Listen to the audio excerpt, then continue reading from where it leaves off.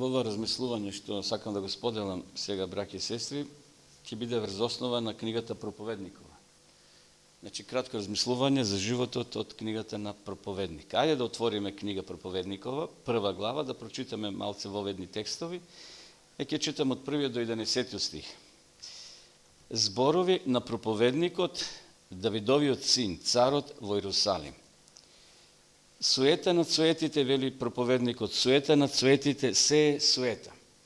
Каква му е ползата на човекот од сиот негов труд со кој се труди под сонцето? Едно поколение заминува, друго доаѓа, а земјата останува секогаш. Сонцето изгрева, сонцето заоѓа и тогаш брза кон своето место од каде изгрева. Ветерот дува кон југ и се свртува кон север и виори сега наваму, сега натаму и се враќа во нов виор. Сите реки течат во морето и морето не се преполнува. Од каде што течат реките, таму се враќаат за да го почнат повторно својот тек. Се е мачно. Никој не може да рече дека очите се нагледаа до насита и дека ушите се наслушале достатно. Што било, пак ќе биде, и што се правило, пак ќе се прави. И нема ништо ново под сонцето. Има ли нешто за што би можело да се рече? Ете, ова е ново. Се суштествуваше давно пред нас. Само од минатото не остана ни спомен, како што ни во иднината не ќе има сеќавање за она што ќе дојде после. И сега може да читате до краја, ние ќе читаме подоцна уште неколку текстови. Овде Соломон дава еден пресек и вели суета, се е празнина, се што било се повторува и така натаму.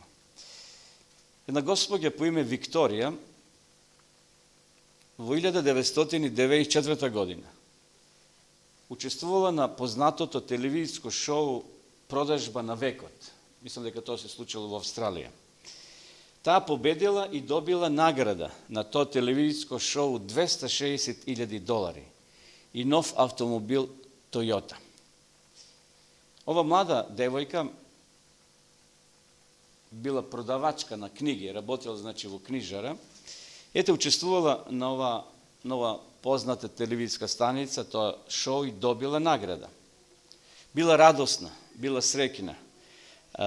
Се радувала пред телевизиските камери, кога давала интервју во присуство, значи, иако била млада, сепак била омажена, имала и млад сопруг, кој бил заедно со нејзе и ја делиле таа голема радост. Меѓутоа, истата таа година, нејзиниот брак почнал да се тресе. Настанале проблеми во бракот. После 9 години тие се одвоиле, зашто не можеле повеќе да бидат. Иако немале деца, почнале да се тужат за парите сега, за имањето, за наградата што таа ја добила. Била жалосна што не можела да го задржи целото богатство, да биде на нејзина страна. Едноставно, бракот се распаднал, колата е задржала, значи сепак колата, но од парите зел и мажот. Викторија се чувствувала многу депресивно, уморно и истрошено. Ноќе тешко спиела, пиела таблетки за смирување. Од таа голема радост што е доживеала кога победила на тоа телевизиско шоу и толку пари добила, ете сега скоро го допрела дното. Таа ноќ на 31 март 1996 година, значи парите ги добила 1994 година, за 2 години, на 31 март 1996 година, Викторија одлучила малку да се забави, да оди на забава. Заминала со својот автомобил да се сретне со некои своји пријатели во еден сосема друг град на концерт. После тој концерт отишла, заминала со своите пријатели, каде што Викторија ја потрошила ноќта, односно останатиот дел од ноќта, во јадење и во пиење. А потоа во недела наутро, во 5 часот, одлучила да тргне кон својот дом, со својот автомобил. Пријателите и пријателките ја задржувале да остане кај нив, да преспие, да се одмори, но таа решила да замине. 40 минути подоцна возела по јужниот автопат во Мелбурн. Таа заспала и со сета своја сила удрила во една кола, Тојота, која била паркирана на она третата лента, кај што луѓе застануваат да се одморат или нешто да имат потреба. Значи, тој автомобил бил паркиран на таа третата лента, а таа не го приметила и удара со сета своја сила во автомобилот. Но само неколку минути пред тоа, тој возач на Тојота се чувствувал уморен со своите сопатници и застанал на таа третата лента да одмори. А таа сега наидува, Викторија, и удара токму на таа кола кај што човекот застана малку да се одморат. Од ударот, двајцата патници на Тојотата, кои се наоѓале над задното седиште, загинале. Возачот бил тешко повреден, а Викторија добила полесни повреди. Тестот на алкохолот кој бил направен покажал дека има 2 пати повеќе зголемен процент на алкохол во крвта. Подоцна, после некој ден, судот заседавал, Викторија била изведена на суд и била осудена на 15 години затвор и да плати глоба од $18,000. И тука завршува ова приказ на вистината за ова млада жена Викторија. Браќи и сестри, чудно е колку треба малку да се случи од една радосна атмосфера да се случи несреќа. Не треба многу. Таков е нашиот живот. И Соломон тоа го кажува. Ако ја читате целата книга проповедникова, ќе видите дека тоа провејува. Вели се е празнина, се е таштина, што вели српскиот превод. И Соломон го допрел зенитот на својата слава, на своето богатство, но го допира и дното, кај што тој овде подолу ќе посака дури да се самоубие. Ми одмрзна, вели, животот, Соломон. Се е празнина, ништо не ми треба. Овде вели 2 глава 17 стих, го замразив животот, зашто ми се стори тешко се што се збиднува под сонцето, зашто се е суета и тежина на духот. Како можат работите само за кратко време да се свртат и да појдат во несакан правец? Например, нашата работа, нашиот бизнис, имањето, нашето друштво преку ноќ може да исчезне и да се сврти се наопако. Навистина, живееме во еден несигурен свет. Живееме на една земја каде што ништо не е вечно, се е поминливо. Соломон тоа го кажува од 1 до 6 глава. Ако читате, ќе видите, сосема тој тоа го образложува и вели дека се е празнина. На секоја глава пишува суета на богатството и почестите, суета на ова, суета на она, суета на насладување, суета на човечките напори, се е тоа празнина, вели Соломон. Ајде да читаме 2 глава, 10 стих. Соломон вака кажува: и што да ми посака очите, не им скратував, ниту му бранев на моето срце некаква веселба, туку моето срце му се радуваше на секој мој труд и таква му беше наградата на секој мој напор. Еве тоа Соломон го доживел. Соломон тоа го напишал. А во 1 глава, 2 стих вели суета на суетите. Вели проповедникот, суета на суетите, се е суета, се е празно. Навистина, со чудни зборови почнува Соломон. А кој лежал, би рекли, на богатство. Лежал на слава, бил популарен, бил мудар. Како го почнува тој овој извештај? Се е празнина, а всушност бил најбогат, најмудар цар на сите времења. Осеќал, чувствувал нешто во срцето Соломон, што не можел да го пополни со тоа богатство, со тоа знање што го имал, зашто бил мудар, колку приказни напишал, колку песни напишал, колку гатанки напишал. Меѓутоа, очигледно тоа не го задоволувало неговото срце. Може би од него би очекувале да тој напише нешто за радост, за животот, за достигнувањето кој го имал, за убавината на животот. Да, тој пишува и во неговите приказни, односно во расказите, прича Соломонови или пословици, кај што тој кажува и пишува многу досетки од секојдневниот живот. Но тој сепак вели и констатира, се е празнина, животот е празен. Вистина, ако ја читате книгата Проповедникова, нема некој оптимизам. Нема некој оптимизам. Едино таму на крајот тој ќе даде заклучок во 12 глава во подолните стихи, кај што вели да го чуеме завршниот збор за се. Бој се од Бога, исполнувај ги неговите заповеди, зашто во тоа е се за човекот и така натаму. Тука веќе како да дава една контура, значи дава еден заклучок на човечкиот живот. Меѓутоа, во следните глави, еве ќе одеме во 11 глава, во последните глави, значи Соломон дава некои совети како нашиот живот да не биде бесмислен, да не помине така. Знаете, 50, 60, 100 години кој ќе сврте човек, вели, за час помина, така брзо помина, а ништо добро не оставил. Ајде да читаме во 11 глава, првиот стих до 6. Ние овие стихови ги читаме кога имаме мисионски стихови овде. И сакаме да дадеме мисионска конотација на овие текстови. Но овде Соломон зборува сега и за она што ние треба да го направиме во нашиот живот. Вели, фрли го својот леп во водата и ќе го најдеш после многу време. За каков леп Соломон зборува овде?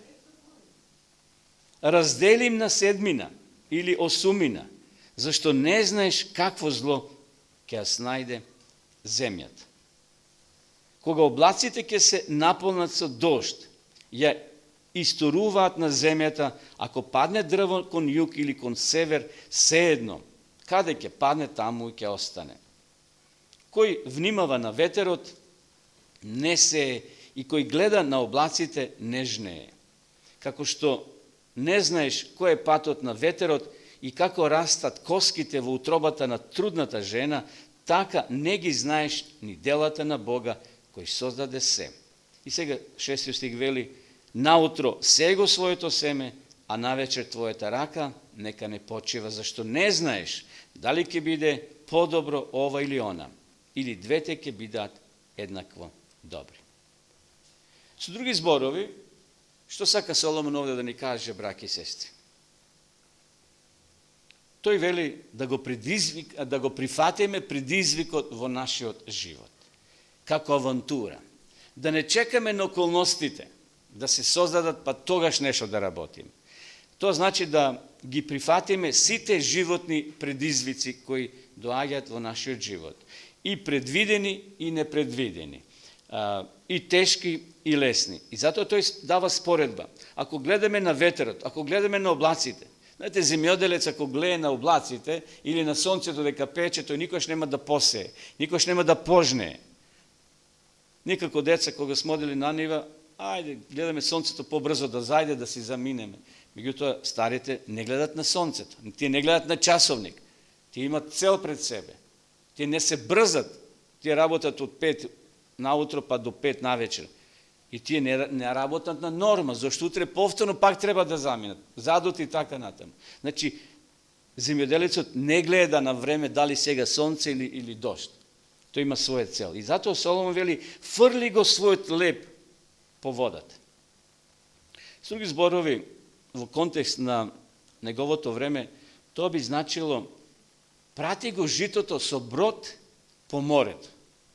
Знаете колку било тогаш ризично да се испрате жито, зашто луѓето разминувале роба, значи стока, за да преживеат, така тие тргувале. Меѓутоа, било многу ризично да ти во тоа време пратиш жито по некој бродче или чамец или како тоа се пренесувало. Зошто? Постоеле пирати, постоеле крадци. Второ, не може житото да го осигураш. Сега ако пратиш некоја пратка за Австралија или за Америка со брод, има осигурање и во случај на хаварија ќе добиеш оштета. Меѓутоа, тогаш било многу ризично да се испраќа жито по море. Но Соломон што вели? Немој да гледаш на опасностите. Постави си цел. Соломон вели, подобро е сепак да го испратиш, отколку да мислиш, да го чуваш тоа жито, а ти треба размена на друга храна. И затоа вели Соломон овде, фрли го, раздели го, дај го, фрли го својот хлеб во водата и ти ќе го најдеш после многу време. 6, односно од 3 до 6 стих. Кога облаците ќе се наполнат со дожд, ја исторуваат на земја, ако падне дрво кон југ или кон север, сеедно, каде ќе падне, таму ќе остане. Кој внимава на ветерот не сее и кој гледа на облаците не жнее. Може да ги читаме уште следните два. Кој внимава на ветерот не сее и кој гледа на облаците не жнее. Како што не знаеш кој е патот на ветерот и како растат коските во утробата на трудна жена, така не ги знаеш ни делата на Бога кој создаде се. Наутро сеј го своето семе, а навечер твојата рака нека не почива. Овде Соломон во овие текстови, браќа и сестри, зборува за несигурноста на еден фармер, за несигурноста на еден земјоделец. Тој тоа го прави со вера. Никој не му гарантира дали ќе житото изникне, но тој го се со вера. Таа несигурност, навистина, може да го парализира човекот во неговите активности. Затоа Соломон вели, немој да гледаш, немој да размислуваш песимистички, не биди несигурен. И затоа Соломон на крајот вели, сеј без разлика какво е времето. Наутро или навечер. Твоите раце да не почиват. Во буквален смисол значи работи. И денеска Бог не повикува да работиме. Да работиме, да создаваме. Тоа представува задоволство за нас, за семејството и за сите оние кои се околу нас. Во втората глава се вратиме, да видиме уште една мисла овде што Соломон ја дели. Ја запишал во 17 стих, вака вели, 2:17. Го замразив животот, зашто ми се стори тешко се што се збиднува под сонцето, зашто се е суета и тежина на духот. Вистина, дали имал Соломон причина, браќа и сестри, да така песимистички размислува? Имал се. Од тој аспект човечки, денеска што велат, имал жени, имал слугинки, имал богатство, што и да посакал, можел да му се донесе од било која страна на светот. Но сепак, длабоко во срцето тој бил незадоволен. Некој го рекол следново.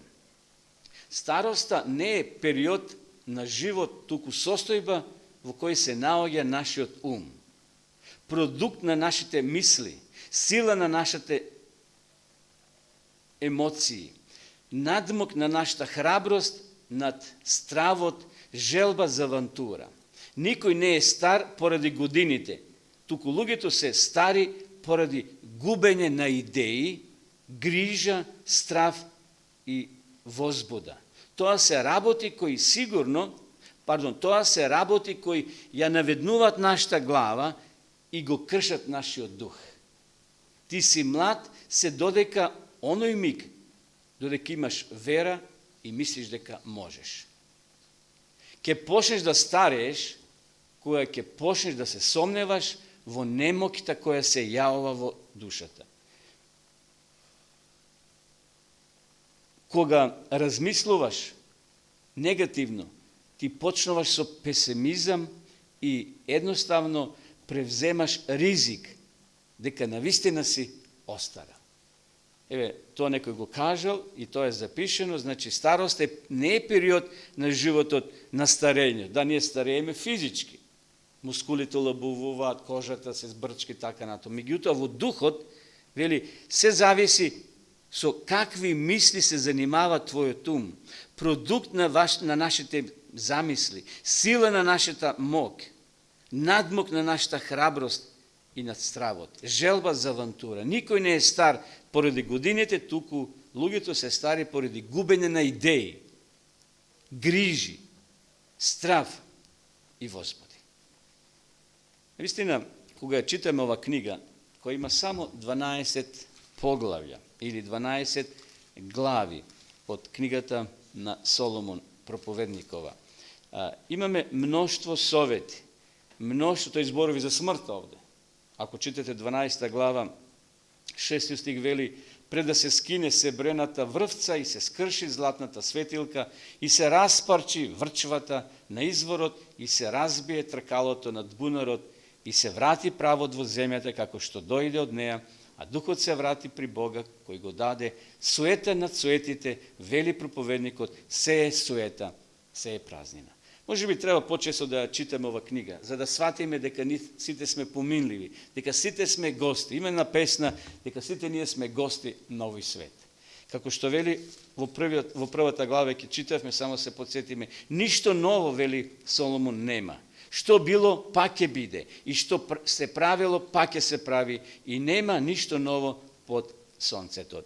И еве при крајот да споменем уште две важни точки. Нашиот живот е навистина непознаница, една авантура. Тоа е инвестиција за иднината. Значи во младоста ние инвестираме за да имаме кога ќе остареме, кога не ќе може да работиме. Животот е како еден земјоделец кој сее со надеж дека ќе има жетва. Замислете еден земјоделец сега веќе посејано житото, да сее семе, да кажеш: о, кој зна дали ќе има жетва, кој зна дали ќе никне. Ни еден фармер, ни еден земјоделец така не сее. Тој се надева на жетва. Тој пресметува 10 декари или 3 хектари пута толку цена, и тој веќе формира нешто во умот што ќе го пожне на лето.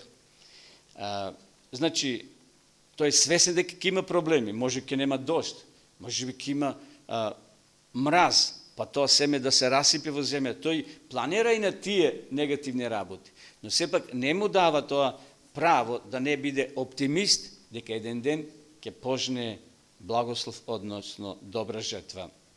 И затоа пред нас, браќи и сестри, не треба да стравуваме за еднината. Да тоа не парализира, зашто има луѓе кои само живеат во страв.